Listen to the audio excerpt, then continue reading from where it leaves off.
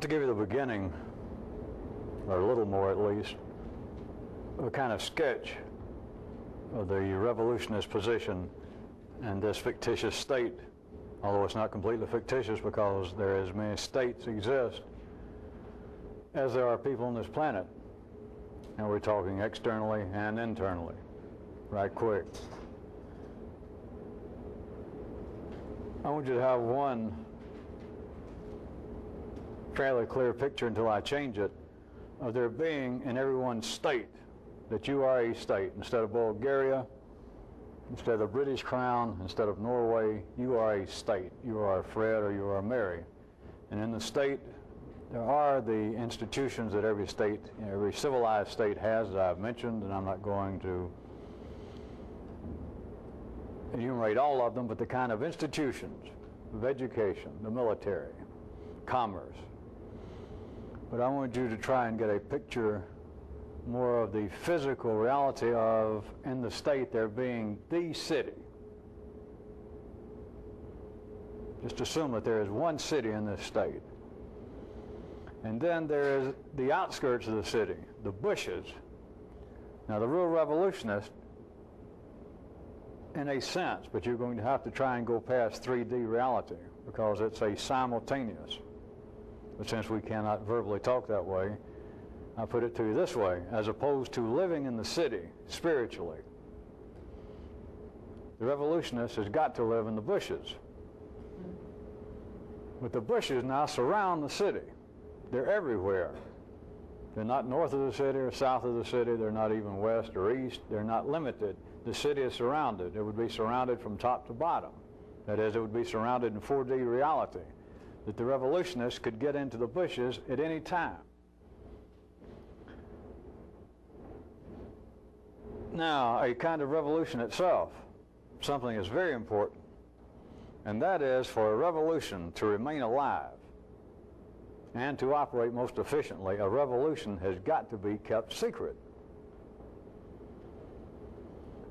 Now, in the 3D external world, if we jump from the internal state of Fred or Mary into Bulgaria or Norway, then you've got your problems.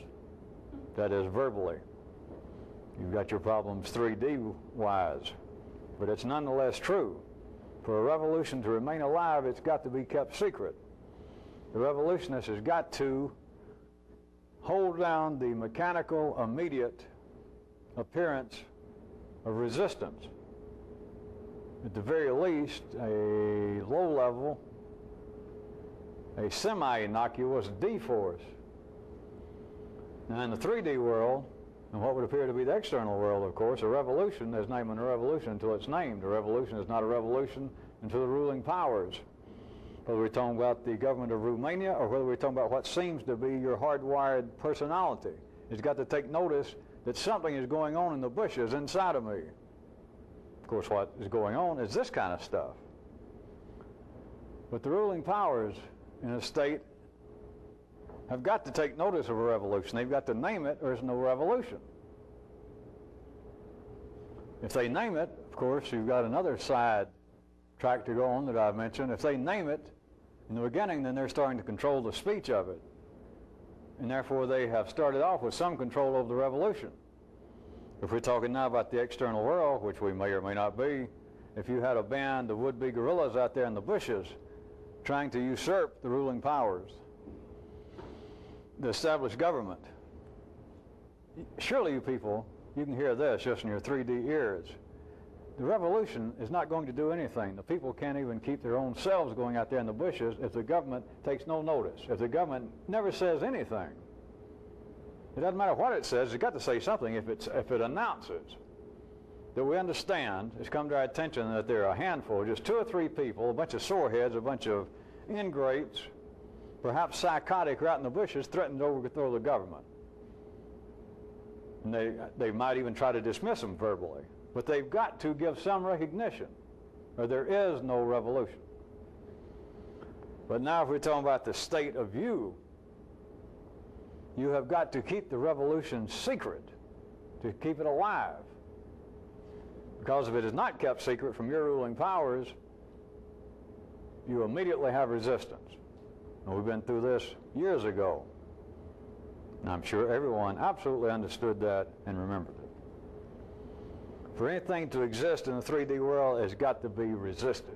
If it's not resisted, you can't even talk about it. You can't even use the physiological makeup of the throat and the voice box and the air pressure of this planet to make a sound.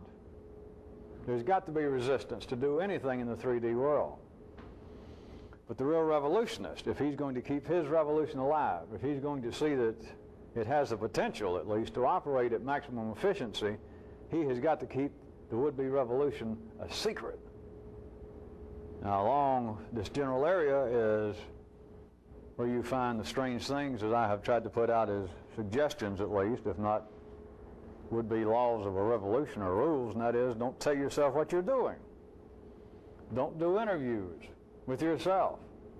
Because if you do an interview, if you ever answer one question from the big P press of your state, be one of the institutions, or even some of the ruling powers, if they send over some minion, some small-time minister,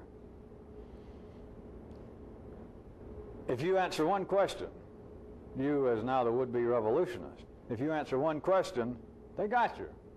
Because then you'll answer two. If you answer two, you got to answer three. If you answer three, there is no end to it. In passing, I might point out, since the world cannot deal with a refusal to answer, since the 3D world cannot operate except in at least the world of the minimal operating verbiage,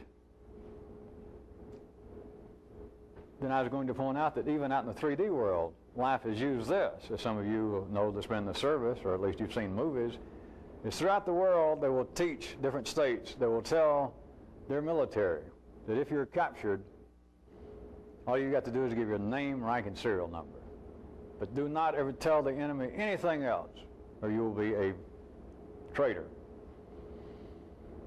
Now, what difference does it make whether you tell them your name? They don't care your name, your rank, and your serial number.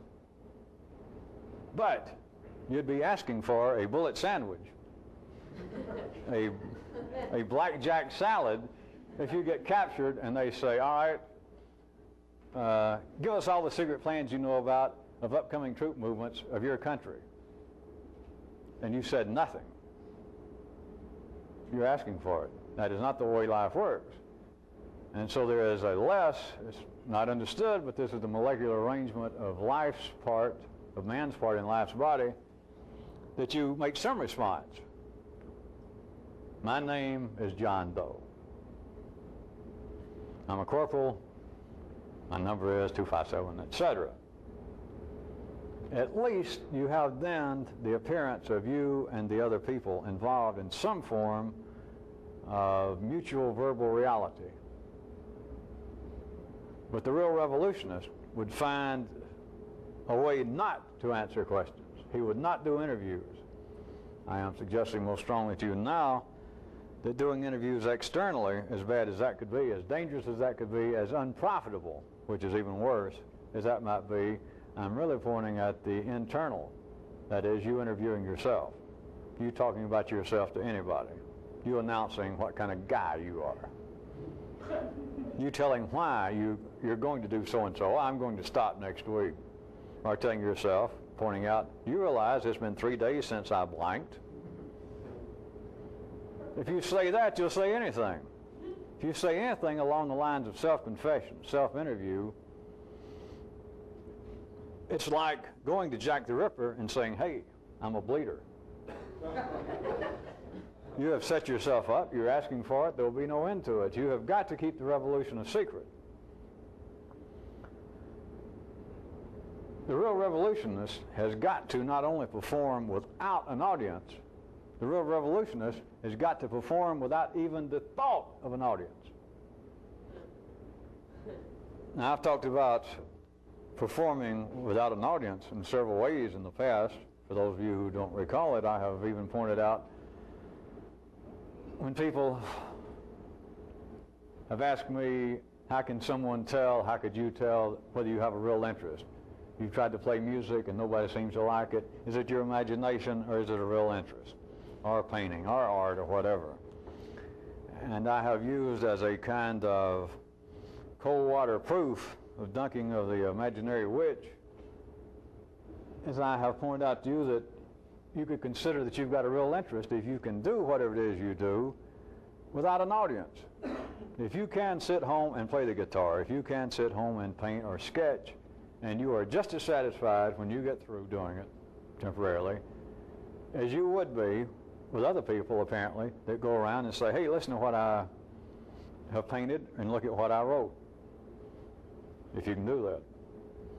The need for an audience, and I have tried to point out that there was a difference somewhere if you could do something and you felt no need for an audience.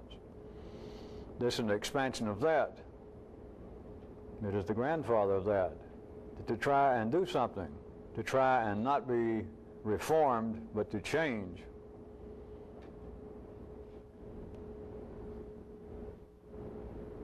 You have got to do it not only without an audience, because everyone who starts off pursuing this sort of activity, you should be able to look back now and see the validity of what I'm going to say. You not only had dreams that I'm going to, somebody revealed to me the secret of everything. Not only that, let's assume, let's give you the benefit of the doubt, that that was the general feel that you had in the beginning. As I'll become one with the great cosmic forces, I'll be as smart, as intelligent, as enlightened, as awakened as any human could be.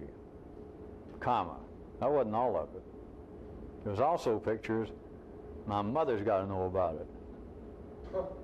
Old Sammy back in high school got to know about it. The world's got to know about it. There has to be an audience for it. What's the sense if you in some way could be as conscious, as developed as a Buddha or whoever, and nobody knew it? Then you'd have to ask yourself this musical, if not mystical question, what the hell's the use in doing it? It was there. I assure you it is not some sin of egoism. It's the way humans are wired up. That was a part of the imagined payoff, the assumed payoff, that if this happens to me, you can't hide it. You didn't think that way, of course. You know, who wants to hide it? On the contrary, you assume that part of the payoff is that my mind is suddenly opened up like a great lotus or a great kumquat, and people will be sorely amazed. It will just show, I'll suddenly begin to sprout truisms,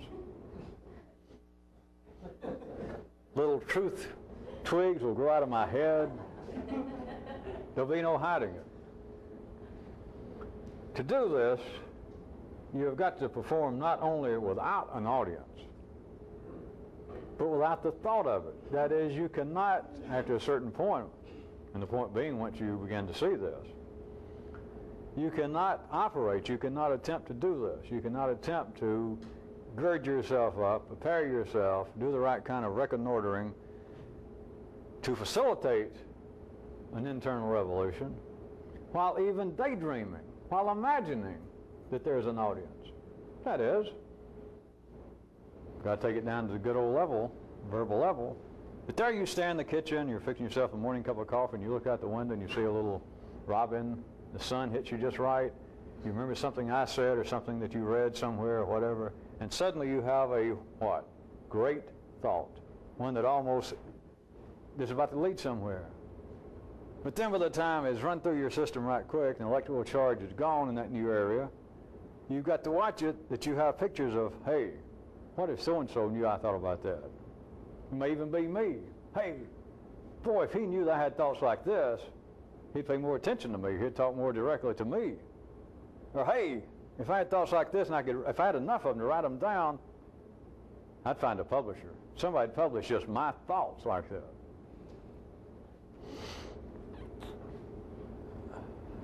That's as bad, that is unprofitable, as the actual desire for any even attempt to have an audience, to imagine, to have your own yellow circuits tie in verbal ideas and pictures that in some way an audience would be appropriate to this, that in some way I wish somebody else knew it, some way I will eventually make them know it. You got to perform not only without an audience, you have got to perform without even the idea of an audience. It would be super ill-efficient to have a would-be revolutionist out in the bushes, constantly pacing around, trying to reconnoiter the city, trying to make proper plans, trying to learn all of the secrets, all the tricks of his enemy, which is the ruling powers in you, the people themselves, the great blind mass, the mob, because they're all in you. Every state has them. They got the ruling powers and they got the people, the bourgeoisie. You got it. Can you, in any manner, picture a real revolutionist? A revolutionist ever going out to squat, that's out there in the bushes putting up with all this, living on the fringes constantly, whether it's noticeable or not. He's living on the fringes and all the time imagining, daydreaming about what it's going to be. If the people there, I bet they've heard about me and I bet they think, hey, I bet he's about three or 4 inches taller than I actually am. They probably think my jaw really juts out like Superman did in a comic book. I bet they think that my muscular definition is much greater than it is. What kind of revolutionist is that? This is not to pick on this would-be revolutionist in some, quote, psychological way. Look at it as in a purely commercial way. Besides how silly, he would be a silly revolutionist, which is not going anywhere. If you can come out of the bushes or even rattle some bushes or something, and some of the military of the state say, ooh, is that revolutionist? And somebody else, a voice from some other military man says, no, that's just that silly revolution. You got no revolution. So besides that, what I'm saying is, what kind of efficient use is the revolutionist making of the time he's got? To imagine, which is the same thing. You're wasting the yellow circuit energy. To be imagining that there's an audience for this, that someday people will know what I've been through out here. Someday I'll write about it. People will want to hear about it.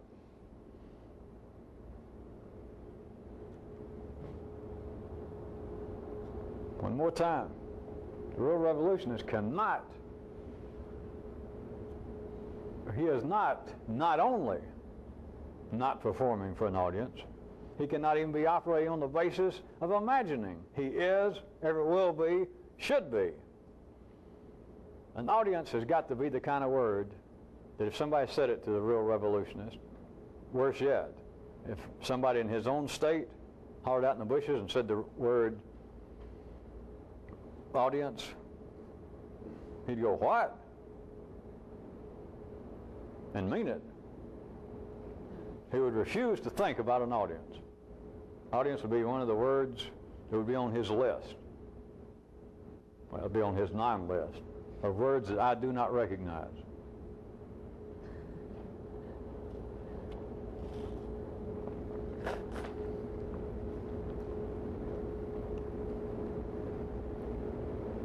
In the area of verbiage,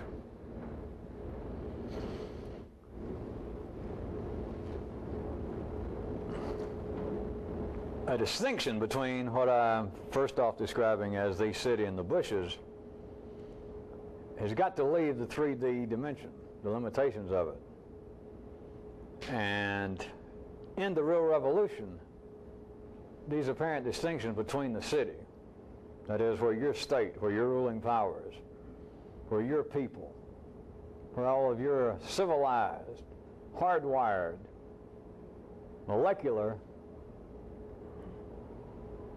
institutions are, as opposed to where you are now, where you should be striving to be, that I'm calling right now out in the bushes, on the peripheral of the city. The distinction, the apparent distinction between the two begins to blur to the point that once you get free of 3D limitations in thinking and consciousness, there really is no distinction. Now, there have been other times in life's body that this kind of idea has been around. One of them has been, as I've mentioned before, has been illustrated by the so-called Star of David and the idea, as it was put forth verbally and would be in so-called occult circles, this old thing about as above, below. That is, what is true in the heavens, what is true in great cosmic areas, what is true in non-human realms, in some way is true down here. That human life is a small-time reflection of another life. The human consciousness, human spirit is a minor reflection of a greater spirit, etc. Well, let me update it. There was validity to that. Let me update it. As without, within. That is the blurring of the distinction between apparently the city and the bushes. Or how about my equation of I plus not I equals everything that seems devout by God, wrap it all up. It is the blurring, and it is to the point that I and not I become one. That is at least one step past the point that I have recently tried to describe to you as being, minimally speaking, 4D consciousness. That is, of having a continual awareness of time being the eternal backdrop. Not a divider, but a unifier, that everything that you apparently perceive, everything that you apparently feel, everything that you apparently can think of, everything that you can apparently do, is in some way tied to everything else you have ever thought, everything else you have ever felt, everything else you have ever done. And left your own ordinary devices in the city, it is tied to everything that you ever will feel, do, or think. And hence, everything that you can apparently verbally describe in the 3D world, that will eventually, if you had a continuing time consciousness, this thing would become its own opposite. This thing would become its own reflection turned upside down. And I'm seeing an update of these old so-called occult ideas of as above, below. An update would be as without, we're speaking about 3D appearances now, as without, within. The state of Bulgaria, it's the same thing as the state of Fred. The only reason that metaphors work, but the only reason I can make them work, if you can hear it sometimes in a strange way, it is a merging. That everything that is true out there, anything that you can observe that apparently is true, and then when you get a little better, you see that it's correct. That same thing is correct in here. And even if you can't see it's correct out there, I know some of you don't see the difference yet, but if it just appears to be true out there, that if I make some statement that the state, the ruling powers, have got to control speech or they have no control over the people. And you go, yeah, that's true. I can see that. Any government, any ruling power, if it's going to have control, then the first thing, the basic thing, the one thing it's got to do is control speech. To have any control over the people. All right, I see that that is true out there.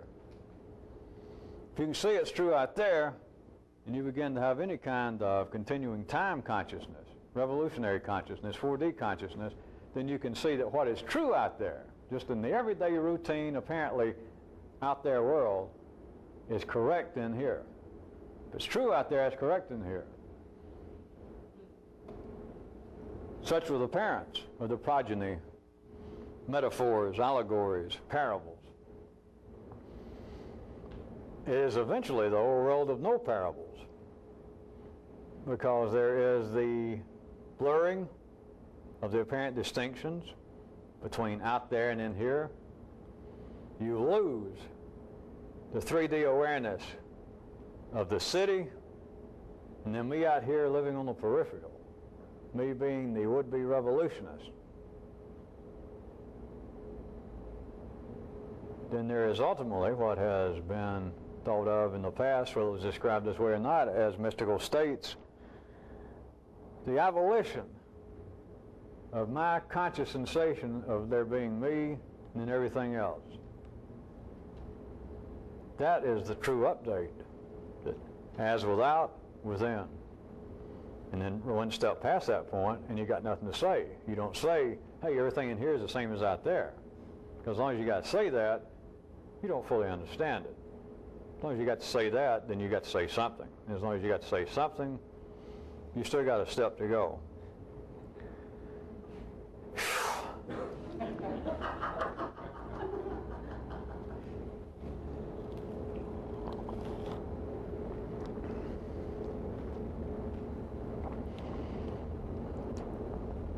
If you can get your own glimpse of this, then I could leave this paragraph and say that once you begin to see it now, that not my speech, not anything I wrote, not anything that you ever heard anywhere else, but what seems to be out there, what seems to be life in the city, the people, all their institutions, the ruling powers, the government itself, apparently, then this apparently out there life, this external life, is the ultimate parable.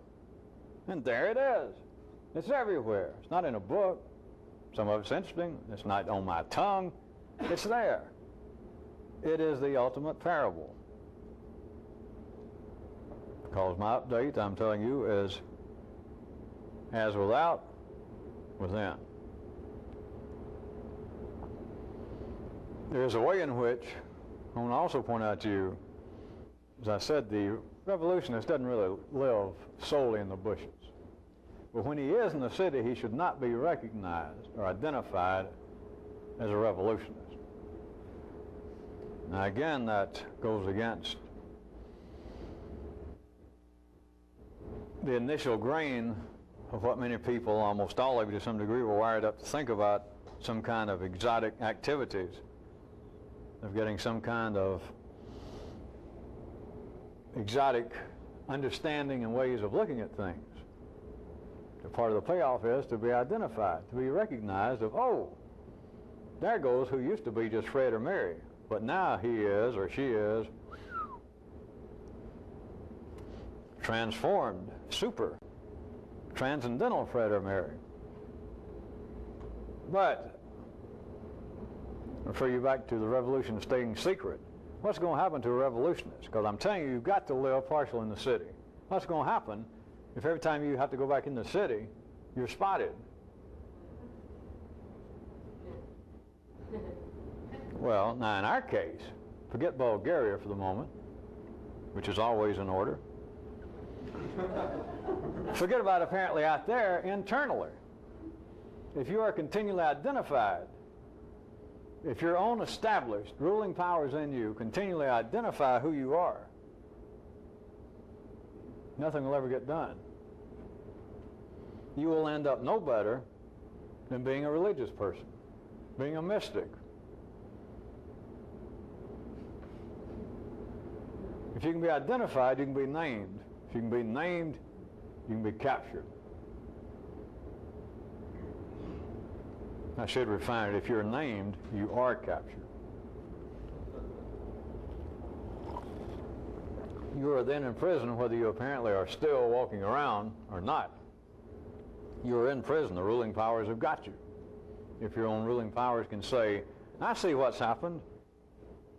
After all this time, what you've done, you have become a mystical Christian. I can see it. And you go, well, or whatever. You're done for. The revolution's over. If there ever was one. You are captured. You are a captive. And the ruling powers needed no bricks, needed no bars, no lock. You're like everybody else. They holler out now, all right, who's a Muslim? You say, well, I guess well, you're done for. Who believes that they are truly driven by unshakable humanistic concerns?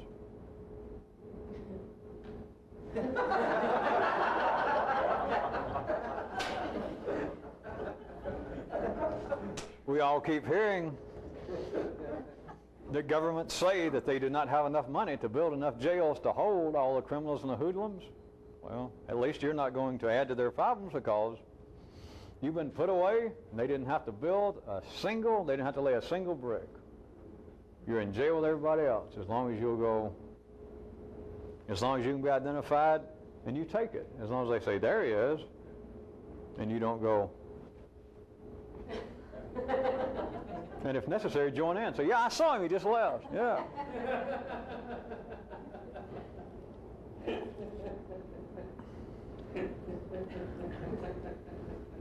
With normal religious activity, you should see, and of course other kinds of activity. I could drag this down to political levels, join political parties, social clubs, community clubs, but let's take religion. Right quick, you should understand that with all, in the 3D world, just in the opposite direction, you should be doing this. I mean, there's no question. Nobody's just ever put it in those words. But if you're going to be ordinary religious, it's just the opposite direction. In other words, to be a good Buddhist, what's the first thing you got to do, or a good Jew or a good Christian? Is say so. That's it. I mean, without that, you got nowhere to go. You got to say you are. You got to admit it. You got to stand up and say, I'd like to tell you people that I am. How's you going to do it? As I said, you can carry it down to all kinds of levels. Being a parent, being a friend, you got to tell people, hey, I like you. Yes, little child, I am your father. Yes, I am. Hey, I love you. Hey, I'm a Kawanan. Proud of it. Used to be a moose, but now I'm a Kawanan. Or I'm a Democrat. My dad was a Democrat. I'm a Democrat. You got to identify yourself. That is the nature. That is part of the fuel running the 3D world. The state could not operate. Your state, Bulgaria and Fred or Mary, could not operate without that. But you cannot pull off a revolution. You cannot do this while letting yourself be identified. If you get identified, you'll do damn interviews. I guarantee you, you will.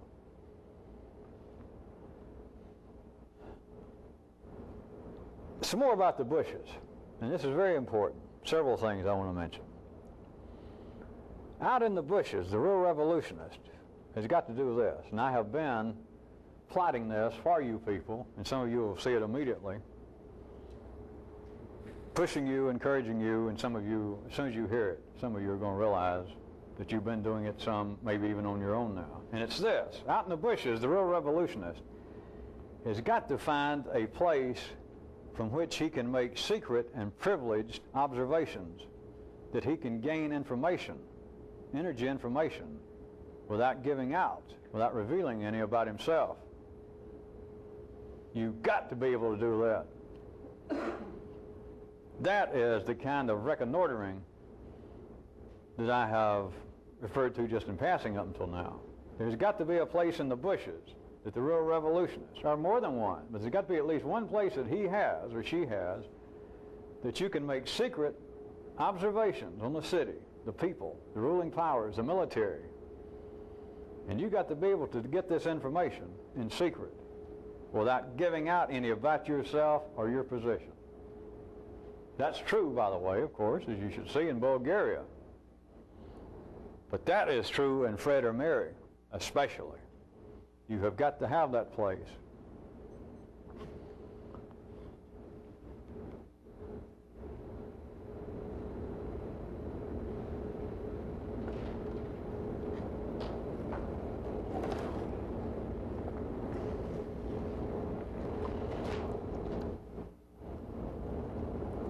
A little something else.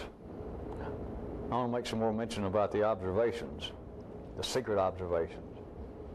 A little something else that I may or may not expand upon.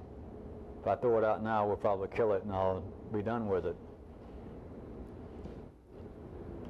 A little something that the would-be revolutionist, another thing I hadn't really talked about that I may get into sometime, is the real revolutionist ending up out in the bushes with a few, should we call them recruits or would-be recruits? And then the kind of information that the would-be revolutionists might pass on to them, suggestions or absolute rules. If you're going to stay here in the bushes with me, you can't do this. You can't play your tuba while we're out here.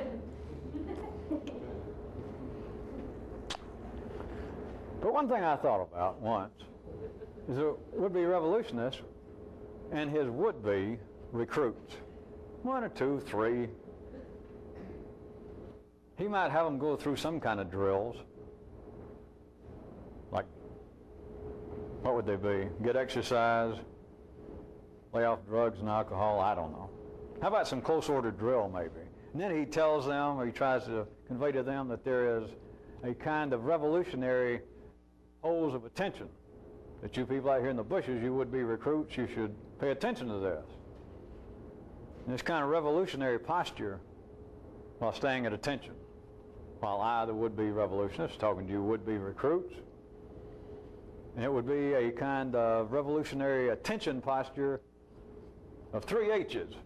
Of the head, the heart, and the hips. That you should be standing with the hips slightly tilted, always prepared to move. The heart, I just threw it in, called it that since I made an alliteration. The breath, but the heart. As you would be recruits, that the heart, we should always be dealing with smiling breath. The head part,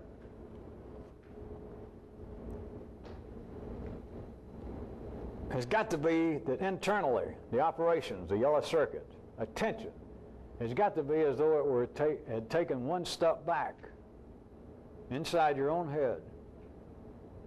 That you would-be recruits, the would-be revolutionists, should internally have always stepped back. If not a step, you've at least leaned back on one foot, and you're alert.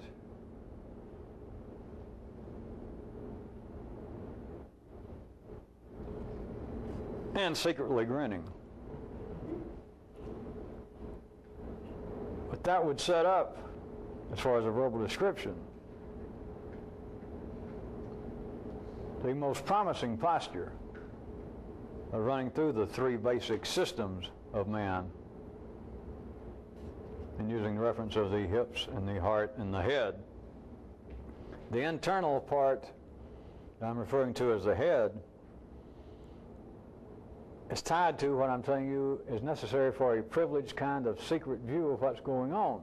Because if you're living with your nose right up against the glass, where apparently you're trying to look in at life out there, that is, you're up against the showroom window of Macy's, Macy's being the whole world, Macy's being the city, and you're right up against it, trying to study one little item there, trying to see how much it is, how well it's made, or whether you looked at it as you attempting to look outside of your own self, outside the bushes, that you're right up against the pane of the glass of your own house.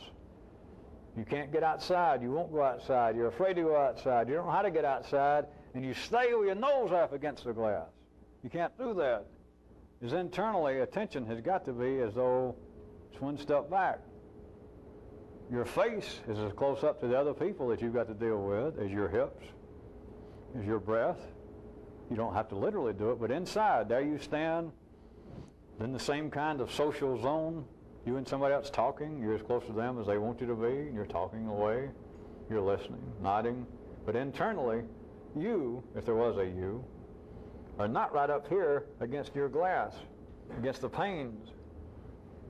You, unbeknownst to them, always step back just a little bit, just at least one step on one foot, and you're alert, and at least internally you're always grinning, and you're listening and you're watching.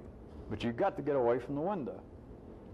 You've got to get away from the pane. You cannot stay with your nose up against it.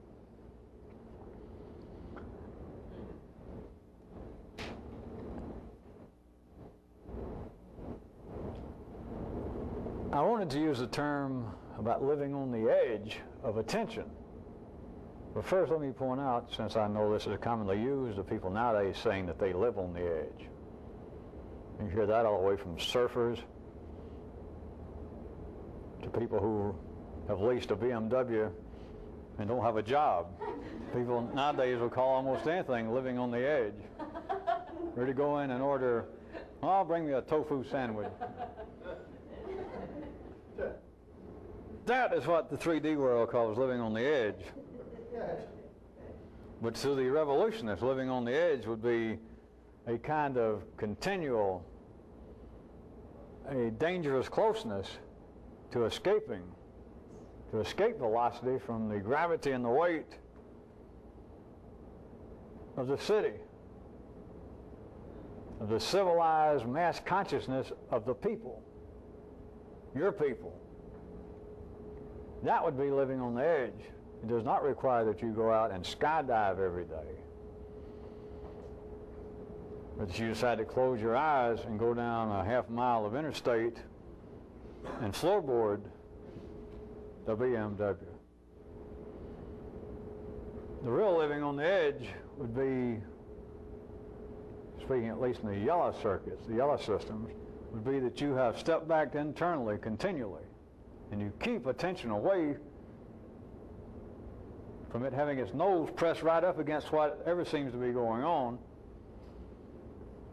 and you try and stay there, and it will produce an unrecognized, a heretofore undefined living on the edge, because it will push you to staying, in a sense, dangerously close from breaking loose from what's going on out there.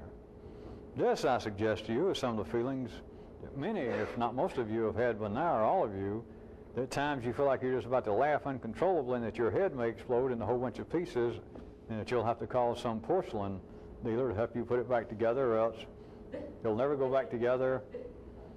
It's this feeling that I am about to come apart. You're about to reach escape velocity. That is living dangerously close to an edge. But as long as you stay up like this, you are not living on the edge. Because as long as you can do that, you are with the people. As I said last week, you may have gotten yourself a little camouflage suit from Kmart, and you may have a .22 or a pellet pistol, and you may run out there and you imagine you're in the bushes by coming here, by listening to these tapes somewhere else, by reading strange books that make no sense. You may believe that you're engaged in some kind of revolutionary activity, but you are not.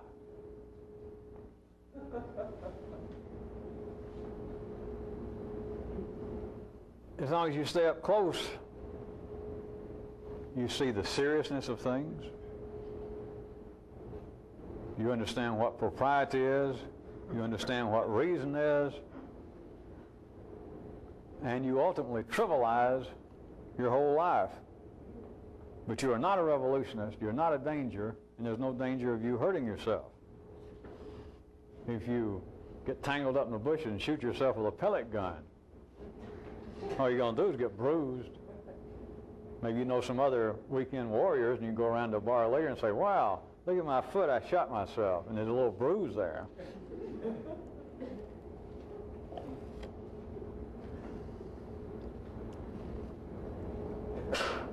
While I'm on verbiage, and I'm not through with it for tonight, let's start another paragraph entitled, And Yet, there remains this fact, that the most important energy information that man gets, including his imagined guides, voices from the cosmos, the most important information, the most important energy/information that man gets is that he apparently receives from his own molecular nervous system. Not what he sees, not what he read, not what somebody told him, but what his nervous system apparently tells him that he saw, that he read, that he heard.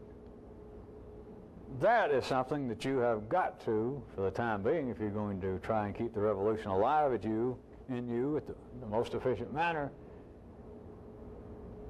Until further notice, you should have that as a continual piece of your step back in the yellow circuits.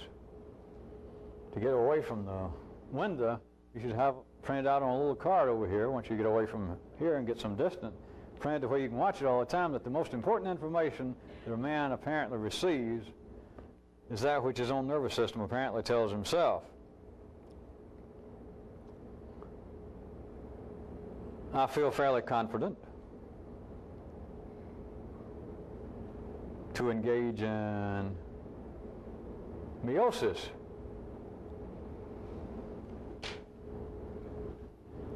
That we shall return to this some other time.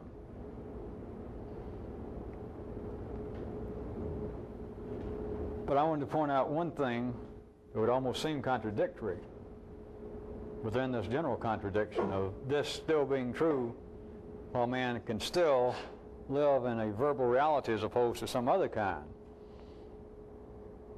And there's a need to refrain and to escape from the confines and the necessity of too much talk, of being too entangled with verbal reality.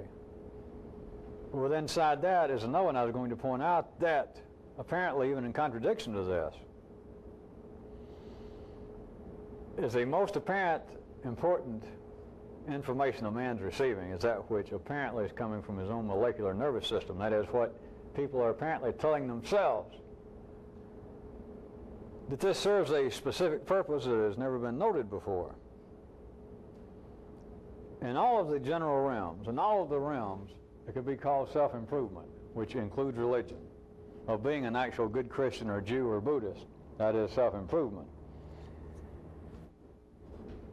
It is necessary for this activity, that is the apparent desire to be a good Christian, to improve oneself. It is necessary that the activity at the 3D level seems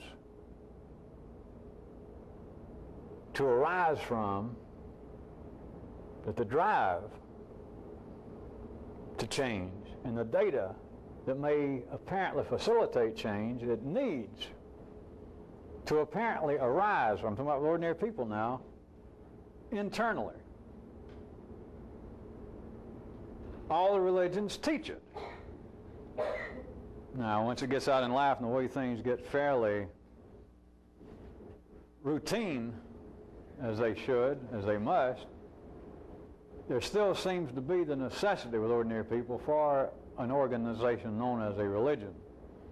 But then they all must teach, and they all do, that it's internally. You have got to want to change. You have got to want to be a Christian. You have got to want to be a Muslim, because Allah will not make you do it. God will not make you do it. You've got to want to. There's got to be the desire there. This, of course, is implying there has got to be the ability for you to do so. Now, what this does in everyone's state, no matter whether you live in Jerusalem, no matter whether you live in Rome, whether you live in Mecca, this verbal yoke, that is, that the actual desire to change, the data that comes about that tells you how to change, how to try to change, it is a verbal yoke, and what it does is it keeps everyone tied to this picture, to this belief of personal, individual responsibility. So in the same way that's irrelevant to a revolutionist, it is not irrelevant to the people. It is necessary, and you've got to see it. You've got to be able to deal with it. Everybody has got to believe that the information, the data, and the kind of desires that seem to arise in me to want to change, to reform myself, apparently comes from somewhere within me. Ergo, I am responsible in some way. The gods may have put the spark there, but I am ultimately responsible whether I act on this. It just flows through people. They misname it. It just flows through the revolutionist. But he has got to not only not misname it, he's got to reach the point that he doesn't even name it. That's the correct name for it. I've just improved the name. My description is just to improve the name a little. The real name is this. It's been noted, apparently in the externals in Bulgaria, that a revolution always destroys a generation. External life being the ultimate, the primo parable, as always.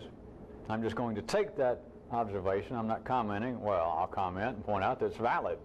All of you should know that. In Bulgaria, in Cuba, in the U.S., a revolution in any state is a real one. I'm not just talking about fooling around of a couple of weekend warriors out there with pop guns, but a revolution in a state is going to destroy a generation. Now, back to the state of Fred and Mary. Can you internally see how the real revolutionist has got to be prepared to lose a generation? He's got to be, or she, prepared to lose 20 years worth of ordinary information. 20 years worth of apparently hard-won, fought-for opinions, beliefs, knowledge even. And you've got to be prepared to lose it. Belief in yourself, belief in what you look like, the way you impress people, belief, to take it into even dirtier, swampier areas of what I should be, what I will be eventually, once I get it all together, once I have been touched by the guides. You are truly going to be in a position of having a generation destroyed. It was your generation. It was a generation of your people, your bourgeoisie, your ruling powers of Fred and Mary. 20 years worth. Elementary school. Everything your parents taught you, everything your religion taught you, your culture seemed to have taught you, everything that you picked up from your peers in high school, everything that you stayed up all night and studied for in college. A revolution is going to wipe out a generation out there, and it's going to wipe out a generation internally. And yet, the recruits always believe. You can't help it now. They always believe, all right, we'll have a revolution, but things are not really going to change that much. Because to ordinary revolutionists, Kmart revolutionists, weekend warriors, the idea of revolution is not change, remember, it's reform. And the idea of revolution is that things are not going to be that much different, except I'm going to be more in control than I am. We're going to swap one set of rulers for another set. That is, I'm going to take over. But other than that, things will stay about where they are. The same kind of graft, except now I'll get it. The same kind of injustice going on, but now, instead of me holding the shitty end of the stick, I'm going to have the clean end. That is not the way it works. And everyone knows when I don't deal in some kind of scare tactics, it's not even true. I don't even deal in to try and encourage or to motivate. But I am telling you, it comes down to, correctly speaking, that you do lose a generation. You lose your generation. That's what the revolution does. Everything that you knew. Of course, how old is this? How many of you heard this when you first walked in the door many moons ago? That everything you know is wrong. Or to motivate. But I am telling you, it comes down to, correctly speaking, that you do lose a generation. You lose your generation. That's what the revolution does. Everything that you knew. Of course, how old is this? How many of you heard this when you first walked in the door many moons ago? That everything you know is wrong. That sounds easy enough to tell somebody. It's not just wrong, you lose it. You lose a generation. Everything that you've learned up till now, the revolution is going to destroy it. Everything that you apparently were up until now, it's going to destroy it. Going to kill off all the important people that you were inside. And as I mentioned, even worse yet, it's going to kill off all the important people that you imagined you would be. Gone. It's a horrifying end to imagine, to accidentally, while believing that you're looking in the mirror that's on TV and it's Mr. Rogers, and you go ahead and look at him and shave. It's a horrifying thought. Of course, not too horrifying, because I don't believe anybody even heard that, so I got through that one. We'll press on.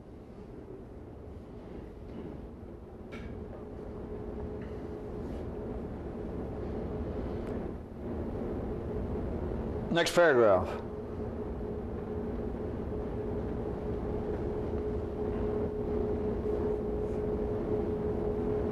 I'm going to take some things that all of life has always talked about. The ruling powers of every state, the people of every state have listened to it. You have talked about it.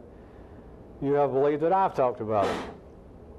But I'm going to take it from a realm, if you can follow it, that apparently is verbal reality, is apparently, you might think, spiritual or intellectual, and I'm going to take it down to a kind of a mud flap level. That is, to a more correct level. Several areas. One being to truly dislike somebody, since all humans find that to be rightly so, apparently some problem in their development. Just think about, just follow. To dislike another person, it comes down to this feeling.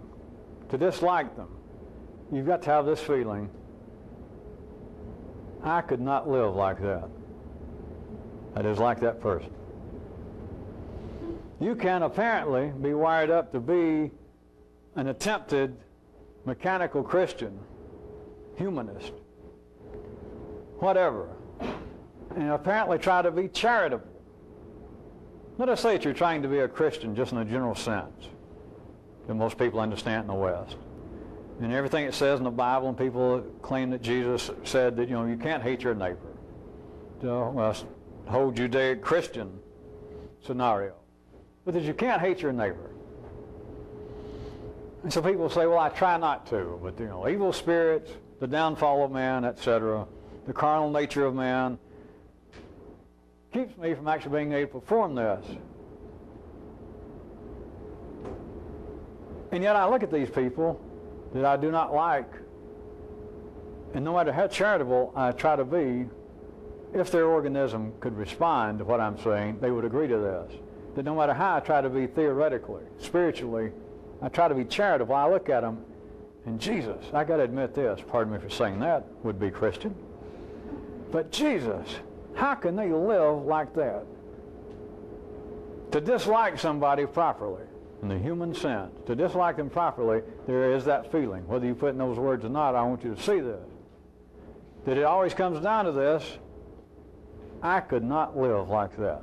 Whether you think you were talking about the way they live in their trailer home, in their mobile home, the way that they throw their clothes around, the way that they treat their mate, the way they treat their children, the lack of any apparent spiritual orientation they have, whatever it is, there has to be this feeling to properly dislike somebody of how could you live like that? I could not live like that. All right. Past any apparently moralistic sense, past any realm that's invisible, I want to point out to you that that is true. That is a proper truth. That is a proper correctness to look upon other people that you do not like to any degree. Whether it's just a slight dislike that you don't be around them, or it's almost an infuriating, overt hostility toward them. All the way across that spectrum is the feeling of I could not live like that. And that's true. And that is why life had to produce them, is that you could not live like that.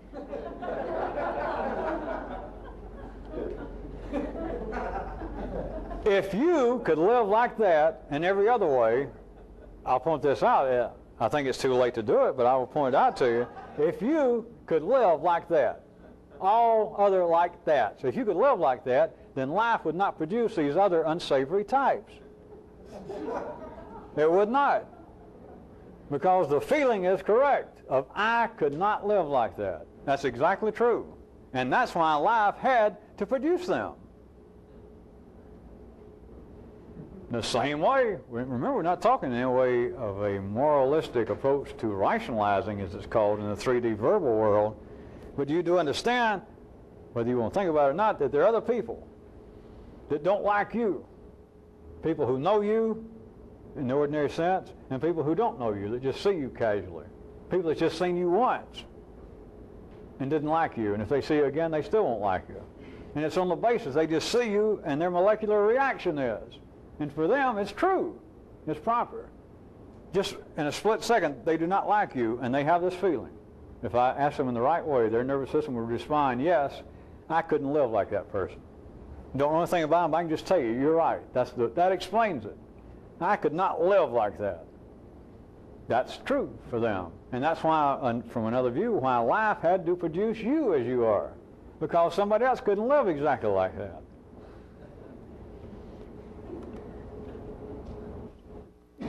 Man's eternal cry for tolerance is not morally based, but it is in fact its life's own inner molecular voice. Its life's own internal voice trying to get its own diverse factions and operations to work in increased harmony. That is why man has been forced to cry out, and it's always seemed proper for somebody somewhere, groups of people, philosophers, theologians, to say we have got to be tolerant of one another. And let's assume, knowing the kind of people that get attracted to this, that all of you, at a very young age, you responded to that. Your own nervous system just vibrated like a tuning fork held against a piano. That yes, that's true. And what seems to be the most progressive, creative people and groups of people throughout history have all been crying out, we've got to be tolerant of one another, of diverse opinions, of different people, different groups of people, different religions, different races, of other states. We've got to be tolerant. And it sounds as though, at the human level, you had no choice. You're supposed to be that way. That you take it as being a moralistic directive. You take it as being some kind of spiritual or at least intellectual situation. And it's not. I'm telling you, it is a chemical. It is a molecular. It is a absolutely material arising of life's own internal voice to itself, trying to bring diverse factions together. That is, you and the people you don't like, the people that don't like you, everybody. We're talking about now the mortal area within life's body. It's its own molecular voice attempting to bring these diverse factions into closer operating harmony. That is man's cry for tolerance. Is a better internal and increasingly efficient, harmonious operation within life's own body. That's the cry for tolerance. Now jump back from life. If it's true out there, it's true in here. I'll point out to you again, it apparently is in direct opposition when you see it in a certain way to all known religions. Back in the city of people attempting to apparently be religious or to be spiritual, it's just the opposite.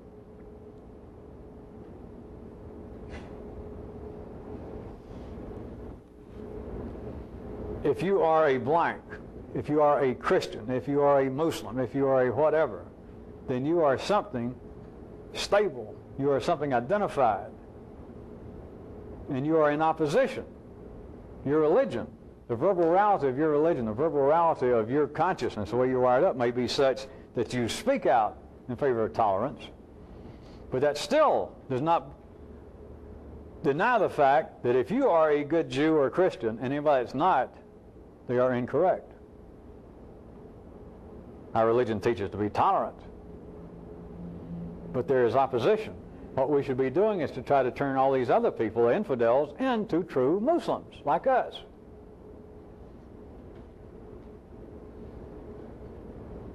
That does not create harmony. That does not create efficiency out in the external world. It creates the kind of heat.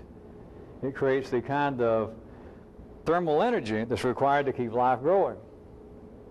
It is only internally, with a few people, with the would-be revolutionists, that he understands that the cry for tolerance is a cry for efficiency from life itself.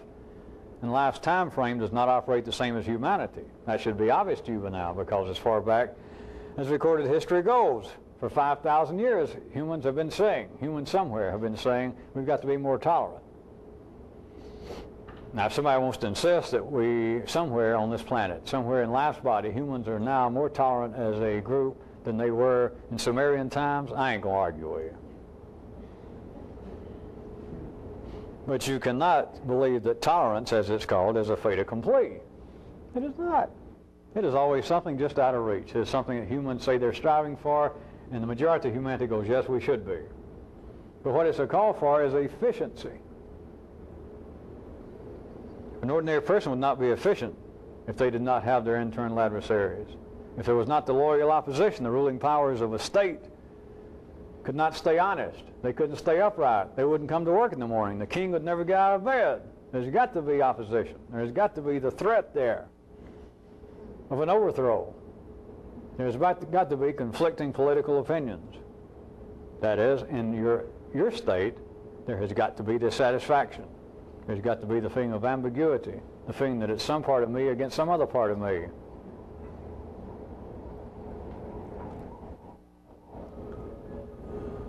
I want to mention again something I've already brought up the term. You cannot trivialize your life. You cannot trivialize this.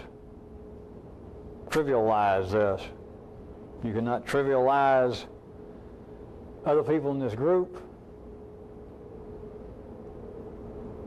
And in the city, everything becomes trivial.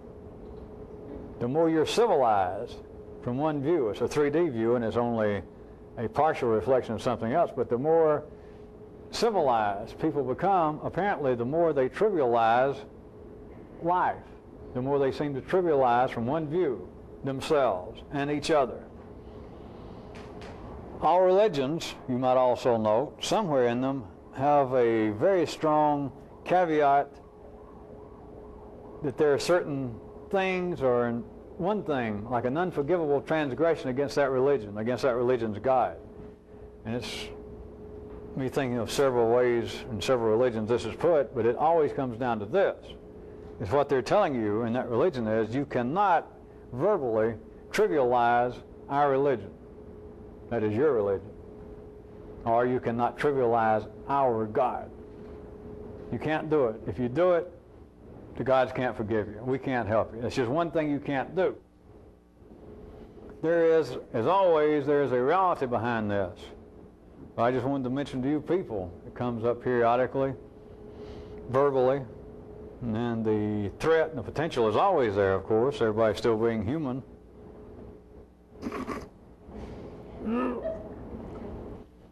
Is to trivialize each other. That is the nature of life itself. I can refer to it as being a kind of tension out in life. It's always there, a kind of unspoken hostility between all people. It's what holds the grid together. It is what makes the muscular structure, to jump from simile to dangerous metaphor, the muscular structure of reality, of the human reality, a kind of tension in the muscles between people. It keeps life alive in little rosy cheeks and good muscular structure. But there's another way to look at it, that it is a process of trivialization. And you cannot do that. Here especially, the group itself, you need to be learning from each other's experience, that there are people in this group, you're surrounded by them, that your natural hardwired feeling is, not only what are they doing here with decent advanced thinking people like me, New Age person like me, what are they doing here? Worse than that, how can they live like they live because I couldn't do it and I'm a New Age type person? How can they be here? I could not live like they do, which is why they're here. But to have any confidence in that feeling, to entertain that feeling and those thoughts, is you begin to trivialize other people in here. And you start getting dangerously close to an unforgivable transgression of our religion, which we don't have, which is even worse. To transgress a religion that does not yet exist, or at least is not named, how can you ever repent?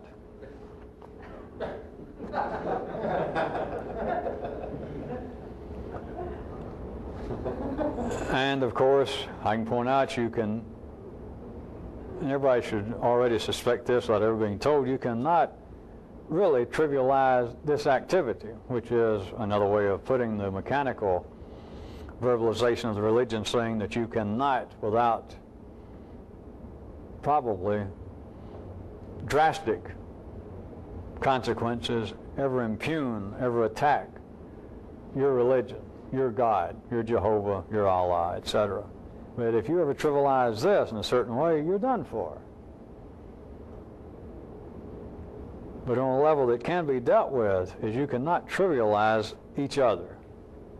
And the real revolutionist does not trivialize his life. He does not laugh at his life. He does not discount everybody else and their opinions. He does not stand in the bushes and look at the people in the city and go, he does not see them going through their rituals and their priests dressed up in funny clothes and the soldiers, the military with all these ribbons. He does not get back in the bushes and go, because once you leave the state of Bulgaria and we're talking about you, there's nowhere to go. You are your own bushes. You are your own people. You are your own military. You are your own pope. You are your own rabbis. Who are you going to laugh at? You're trying to trivialize life without knowing it. If you do that, past a certain point, you just can't back up. It's not because you've sinned against cosmic forces or angels or guides, but you have set in motion a kind of molecular activity that you don't have the willpower, you don't have the need, life does not have the need to have a person go back and undo it. And you'll just begin drifting off like you're not at escape velocity from gravity. It would be like as though you're in a mechanical position of being out on a tether line from a space station and somebody cut you loose like that big computer in the movie. And you're going to drift along and maybe you'll hear Strauss melodies played in the background, maybe not. The thing is, you're going to drift off and you'll never get back. Another little something about in the area of trivialization is the real revolutionist cannot get himself entangled or herself entangled in, let me just make it simple, faddish concerns, whatever they are. And a faddish concern is going to be based on some kind of reality. For instance, let me pick out one. Started getting hot when? A decade ago, and it's still around, quote, environmental concerns. Now, all of you know, and you people out there on video land just getting this, I am not speaking against the environment by any means. But whatever it is, let's assume that there was some reason to be concerned about the environment, which there was, or life would not have made people start saying, hey, we got to watch so-and-so. It wasn't people that did that, life did that. So there was a reality to it, a correctness to it. But what I'm saying is the real revolution is, whatever is a contemporary, a faddish concern, even if it is correct, which is going to be correct to some degree if it lasts for a few days, the real revolutionist cannot get concerned with it and entangled with it, and I'm not going to explain it much tonight other than to tell you he will not get entangled on it simply for the reason that it is faddish. Now, it's not to be a sorehead. It's not to make himself appear to be different, because he's not ever going to tell anybody that, hey, you people are all concerned about whatever it is, the environment, and I go, I say, the environment. Nope, it's not that. It's not that. But I'm telling you that there is a molecular, there is a biochemical reason for this in life's body. Whatever is the contemporary, the faddish concern, the environment, people believing now that all the planets are aligned on one side of the sun and there's some kind of chance for great awakenings of some kind or cosmic energies to flow down. Now, I'm not going to stand in the bush and do this to those people, but I'm telling you, if there's any validity to it, just because it's popular right now, the real revolutionists cannot have anything to do with it. For you people getting this on tape, I am not trying to infer, by the way, that there is anything to that. Don't let me leave you with that impression. But whatever is a faddish concern, whether it apparently is political, social, spiritual, if it is a faddish concern, if it is a contemporary concern, like if the pressing philosophical / religious question of the day was, can a person actually go to paradise and not own a BMW? Let's assume that that was a pressing matter. And let's assume that the real revolutionist had a taste, a certain attraction for automobiles from the fatherland. He would at least temporarily abandon and move over to Toyotas or something, or a Kaiser, or find himself an old Hudson Hornet. You cannot, the real revolutionist cannot, will not get entangled in faddish concerns of any kind. Just don't do it. Trust me. And trust me if you want to. I'm telling you a correctness. It's not true, but it's correct. Okay, it's true. Now the climax for this evening, where I was bringing all of this tonight. Back to a continuation, the area of not thinking certain things that still bedevils most of you, that you think at times that you've misunderstood me or you're not sure what it says. When I say don't entertain, don't let something reach the screen of consciousness, of hearing like a pre-echo, of hearing your own nervous system about to say something and you not to say it. All of that has sounded as though it were descriptions of a fairly non-material nature, I guess we could say. I want to make it absolutely material. Now, I am not, at this late date or at this early date, I am not, I repeat again, about to give any sort of discourse in the realm of biology or physiology, because this is not, leave it at that. That's not what I'm doing. I am giving you some revolutionary information that is based upon reality, but in the 3D world, don't worry about whether this is true up to the end and beginning of my quotation marks and whether there should be a period somewhere. But I'm now going to give you an absolute material, physical description of what this entails, because there is a reality to it in your personal state, and there is a reality to it into the state of humanity. The material reality of what I've been describing is this, is what the real revolutionist is attempting to do when the truck goes by and the beer can flies out at your feet and the arm comes out the window, if the truck is outside Milan, and they go, and it arises in you. Be ye from a Jewish, a Hindu, a Buddhist, a Bulgarian background, there seems to arise within you, let us say, to be meistic, again, a similar desire, no matter how weak, but to go, and you don't do it. Not only do you not do it here, I've tried to tell you, don't do it here, except it's already started, right? I'm going to tell you what that amounts to. I'm going to give you the material, at least as far as 3D descriptions will go, of what is involved, what you're attempting to do. And here it is. You are attempting to keep the chemical from becoming electrical. That is it.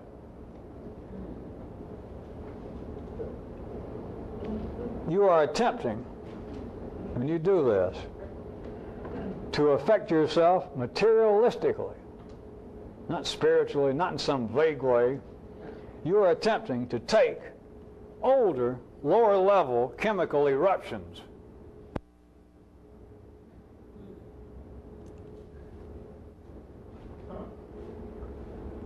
and to keep them from arising to the electrical level, which is here. The chemical level being older. The chemical level is nonverbal. For somebody to 3D reality, I'm going to have to twist it. I'm going to have to turn it into Mobius strips right quick. You've got to, of course, be active. You've got to have yellow circuits active in you for you to understand, for somebody to go by in a truck and holler, "Fuck you, fatso." So you got to have electrical energy up here for you to know what that means. Now, you would not have to have that for the truck to go by real close to you and like so everybody's going to hit you when you're staying there, or for the beer can to come out. Back at the chemical is what I mean by when I'm saying chemical, the lower, the older levels in all of you and everybody. The chemical eruption is when the truck gets too close, when somebody walking by you gets too close, when somebody throws a beer can at your feet, non-verbally is, it doesn't need any words. It is chemical. And that eruption is in everybody, that potential. Doesn't matter what your religion, your race, your sex, because I know it varies from men to women. But the chemical eruption is a part of you being alive. It is a part of the kind of mechanism to keep your organism going, to keep it healthy for 70 or whatever the hell it is now.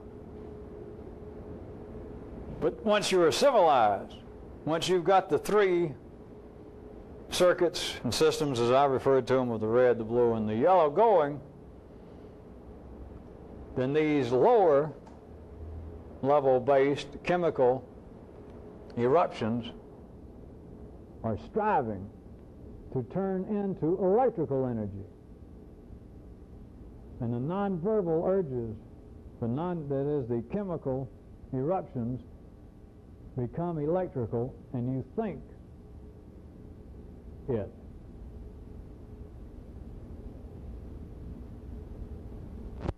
There is a way in which, if you can see it,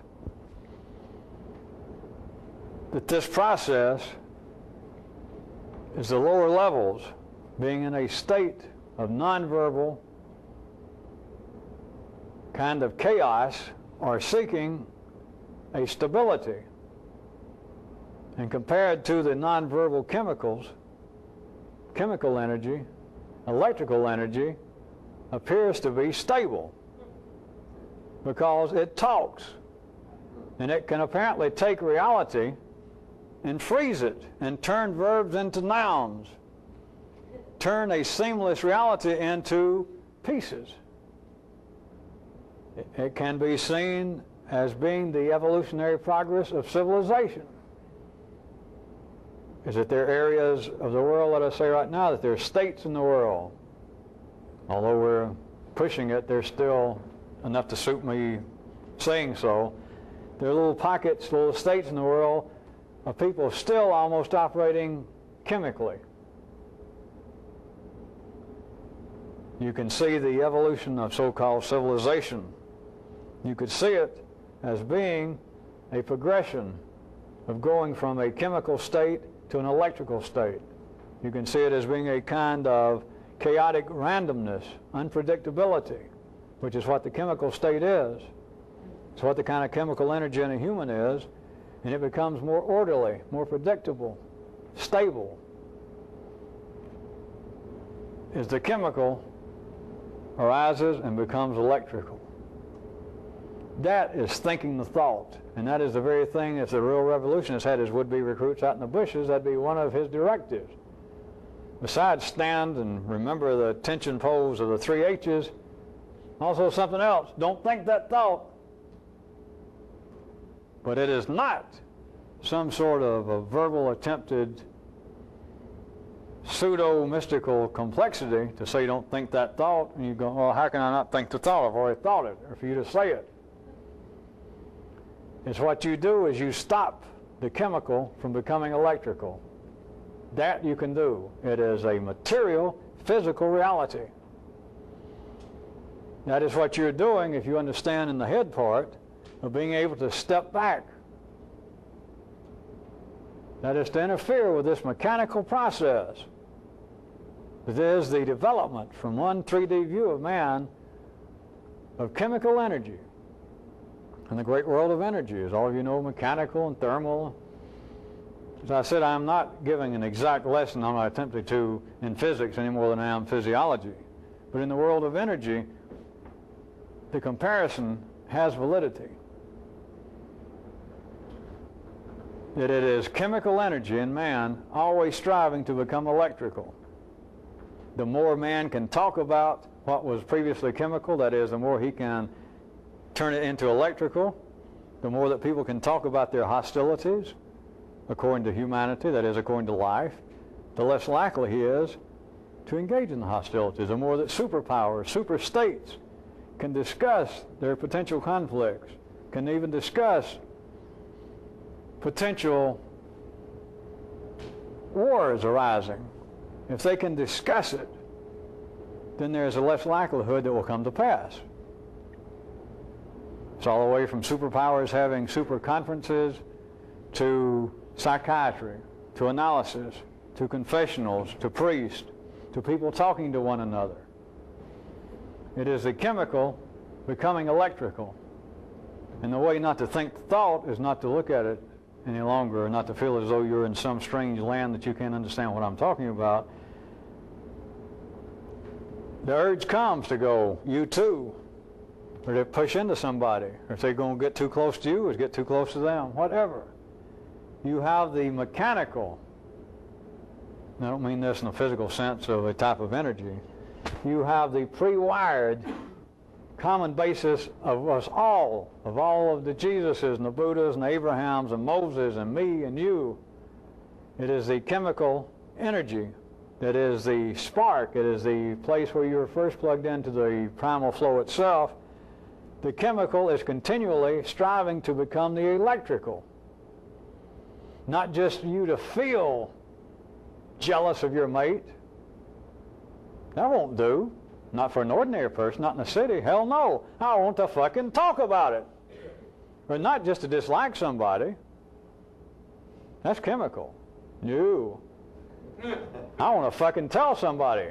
Boy, I don't like so-and-so. Maybe you won't tell them because of their larger height and weight. But by God, you want to tell somebody is to go, get a load of them. Jesus, how can they live like that? The chemical is continually striving to become the electrical in man. And what you're attempting to do in this revolutionary sense is you are stopping the chemical from becoming electrical. And that's when you can feel it as it happens. And why I'm trying to give you more of a material verbal map of it, you can stop it. You can't stop the chemical unless you're going to kill yourself. You'll never stop the chemical from going or ready to push somebody else or getting too close to you to kick somebody back. And suicide is the only way you're going to stop that. But what you can stop, what has been it is the material updated description I'm giving you from all religions and all previous would-be mystical systems and ideas, is you are internally, in you, and it can be done. And all of you, I'll assume, have had some experience with it. But now, you should feel as though you have an almost clinical, scientific hold on it, or view of it, is you are stopping the chemical from becoming electrical in you.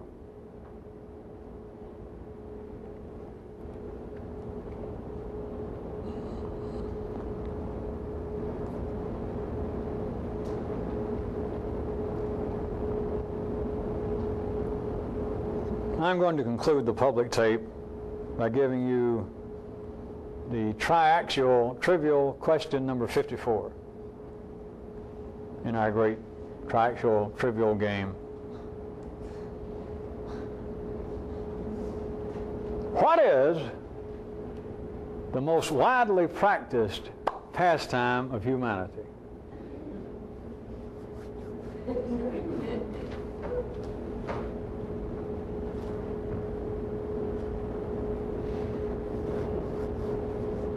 And the answer has nothing to do with Penthouse or Playboy. The answer is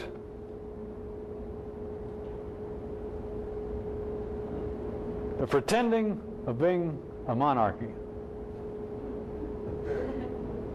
Everybody does it.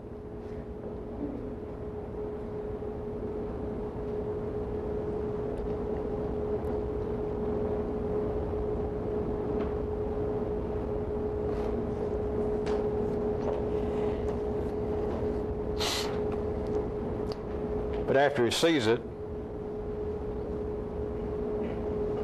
the real revolutionist comes up with another hobby. But until the revolutionist sees it, it's true, it's correct for him or her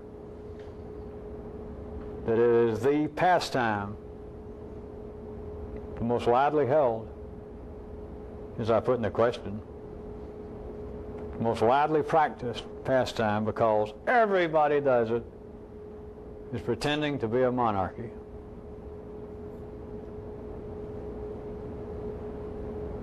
And yet ordinary adults in the city look at children dressed up like doctors or putting on your mother's dress, if you were a girl, I hope, when you were a child, or your father's shoes and his little railroad hat, and people think, oh, how cute. They're pretending to be a grown-up. And of course, when you grew up, you quit putting on your mother's dress, I hope. At least for you men. Or you quit dressing up in your father's clothes, or you quit putting on a fireman's uniform at home and thinking, oh, I'm a fireman, when you're a damn accountant or something else equally as. But you haven't stopped pretending. Everybody on this planet engages in that pastime as you are pretending to be a monarchy. Of course, if you only stay around everybody pretending to be a monarchy, nobody can ever tell you better, nobody can ever call your hand, nobody's ever going to laugh at you because nobody sees it. But if you got in your own bushes, in a certain way, you'll begin to see that everybody in town, everybody in the city, from the king on down, everybody is pretending to be a monarchy. Pretending to be. And if you think it's cute to see a little child dressed up like his father's fireman's uniform, and go, oh, how cute. That's nothing. I guess that's cute enough, but what's really cute is to see 50 and 60-year-old presidents and popes and rabbis and firemen, and they're all pretending to be monarchies. And when you're not in the bushes, when you're back in the city, of course you don't see it then, but you join right in. Prepared to do an interview. Yes, I'm a monarch. Very interesting background. Who asked? Who would like to know? I would. I'll check with you later. Don't go away. Send me the first draft of your biography.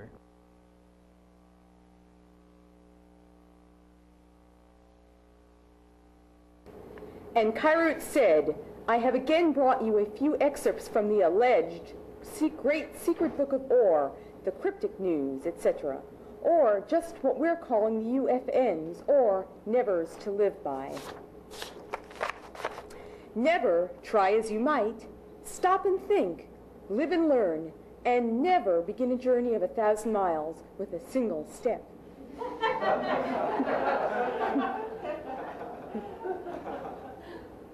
Never lay down and take it. You lay down and let someone else take it. Never call the head guard by his first name if it's a real sissy-sounding one. Never study history at a university that has a chainsaw for a school emblem.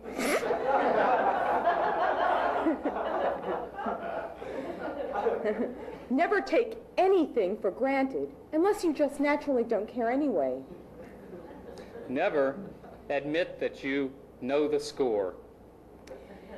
Never eat the last bite unless that's all there is. Never criticize the rich, even if they are dumber than you. Never agree to anyone else's bargain. Never vote for a candidate from another planet. Never act too sure of yourself unless that's really you. Never ask visiting secret police if they want to use your bathroom and wee-wee. Never forget, if your name is called, raise your hand, never just hold up a finger or two.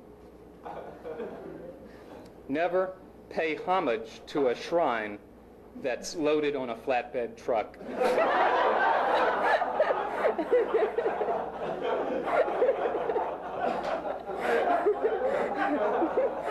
Never lend money to a man on a motorcycle.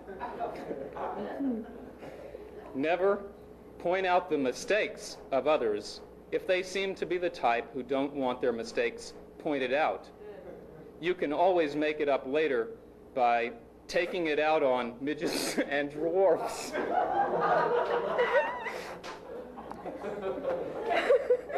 Never trust an army with an answering service.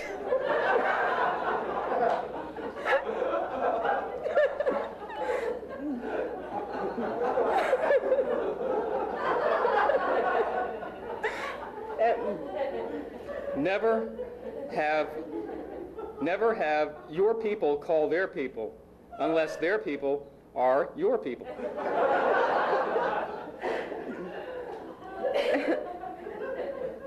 Never expect unbearable greatness if your name is just plain Bill. Never accept a degree from a school whose motto is, "Would we lie to you?"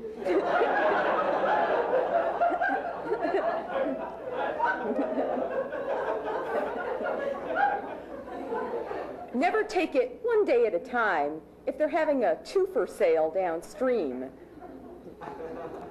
Never admit you're common unless everyone else does first. Never try the pastry of the day if it's donuts filled with gunpowder. Never take a whoopee cushion to a bingo game. Never expect to split the difference with an armed man. Never ask the Grand Inquisitor if his daughter's married yet. Never believe that something's true just because you believe it's true. Never count your chickens using new math or a metric method. Never admit to any government agency that you have any body openings.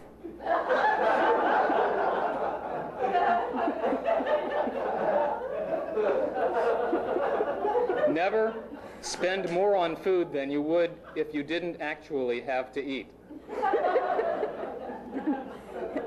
Never move to a country whose flag has your phone number printed on it.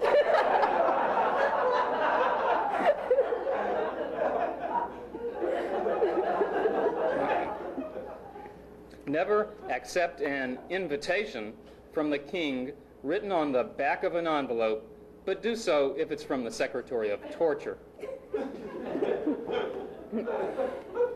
Never look forward to anything that's either already done or in the future. Never turn off a light you didn't want off.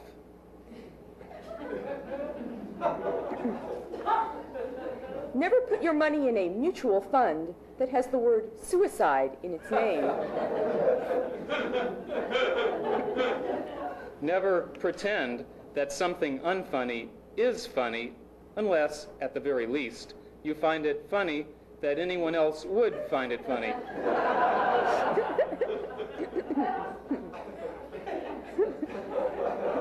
Never stand and salute a parade just because your uncle's on a, or is a float. Never sneak up on a fat man in a helmet and ask where his tuba is. Never turn in a false alarm unless you want to turn up a sham fire department. Never wait for them to call you, and by no means call them. Just go out of town for a few days until it all blows over. Never promise an old person anything unless you're trapped. Never assume you can tell which way the train went just because you're looking at some old ticket stubs. Okay. Never expect that drugs can do for you what they can do for themselves. Never ask the chief of police real quick if he wants a lube job. Never assume that anything meaningful has any significance whatever. Never order home delivery pizza from a place that has the word terrorist in its name. Never compliment or tip a dead man. Never expect a close relative to actually ever be all that close, and never expect a close call to be anything less than just that. Never believe that not going to the bathroom will cause a refund check to arrive any sooner. Never allow a foreigner to replate your children.